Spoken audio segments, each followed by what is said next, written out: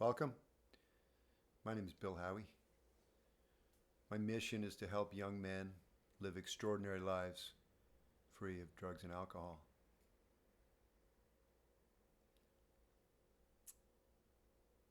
If you have addiction, you won't want to face it. I know for me, most people find my videos through my experience of being a teenage stoner. And I tell my whole story about growing up high on weed daily for 25 years. And yeah, I was surprised that so many people watched it. And I was also surprised with how polarizing it was. I mean, so many young men related and were very appreciative of my message and my story.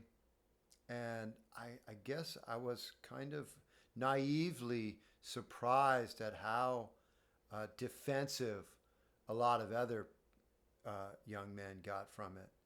And one of the comments that I understand, but I got a lot of this comment, and the comment was, "You just need to change your relationship with weed." And I get it. I totally get it. I mean, weed for me specifically, and I had problems with a lot of substances, and so it wasn't the substance, but I'm going to talk about weed um, because, yeah, it's a simple thing to talk about for me. So I loved weed. I absolutely loved it. I loved um, that it allowed me to let go and be present and hear music differently and have a broader perspective on things and to be in my body and be have that feeling of aesthetic kind of spirituality. And even the consequences of that were I wasn't able to be honest with people in my life, and I wasn't able to follow through in school, and and I know a lot of people are. That's my experience, and I know a lot of my avoidance. I used weed to avoid things and just be okay with being high and not doing anything. And I know it's not everyone's story, but that was my story. And I tried changing my relationship with weed for 25 years. And I didn't, I mean, weed is so comforting. It's such especially if you have a little time off it. Oh my God. When you smoke weed again, it's like, oh, it's like a hug. It's just oh, so good. And then right back into being just locked up, alone, unable to follow through. Um, I would use it as it was an addiction, and it wasn't the substance. It really was.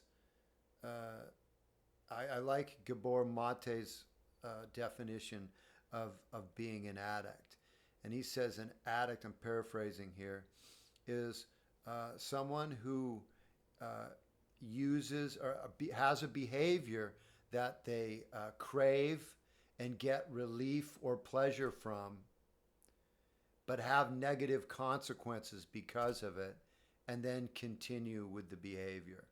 That described my weed use to a T, and all my other drugs and alcohol.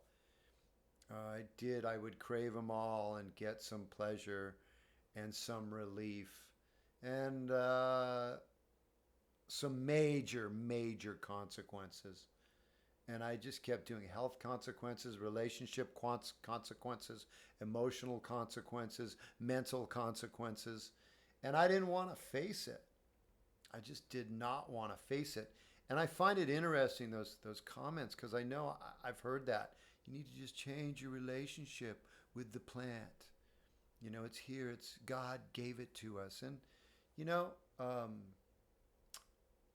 not disagreeing with that, but my relationship with weed was like a relationship with like a super intoxicating woman who who kind of is spending all your money and using all your time while the rest of your life is crumbling down.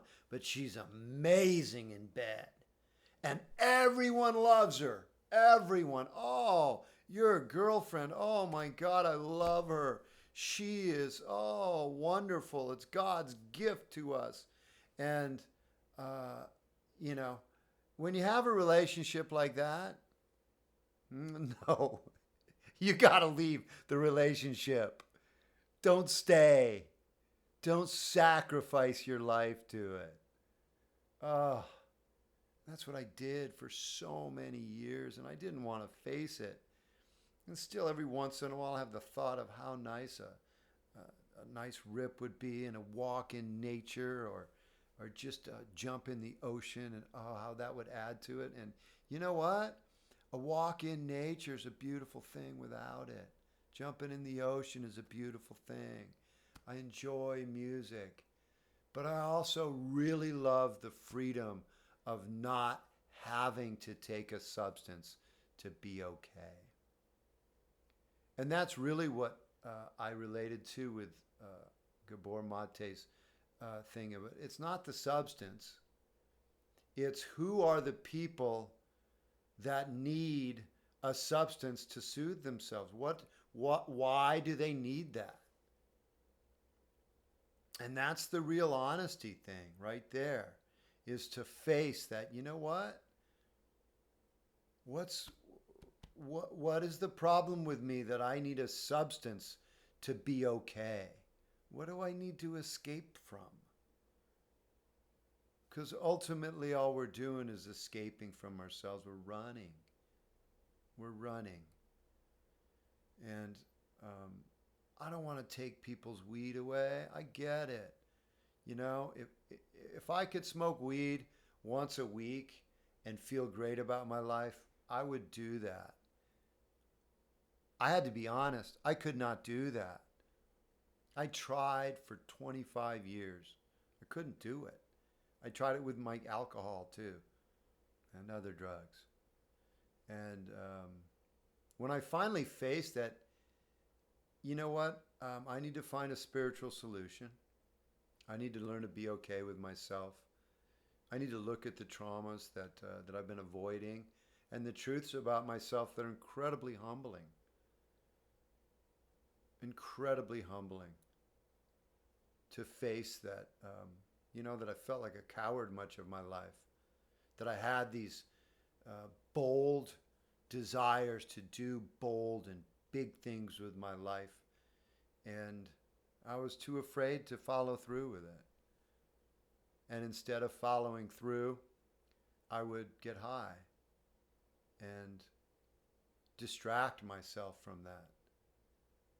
And it created this cognitive dissonance, this knowing that I was not living in line with who I was really meant to be, who I believe God created me to be. And the freedom from that is so powerful. And once you get away from it for a little while and get some momentum of living on life's terms, where you don't use substances to cope,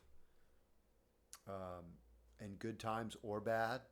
You don't need to enhance anything. You don't need to avoid anything. You recognize it wasn't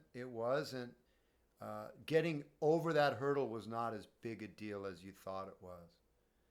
And the rewards are profound of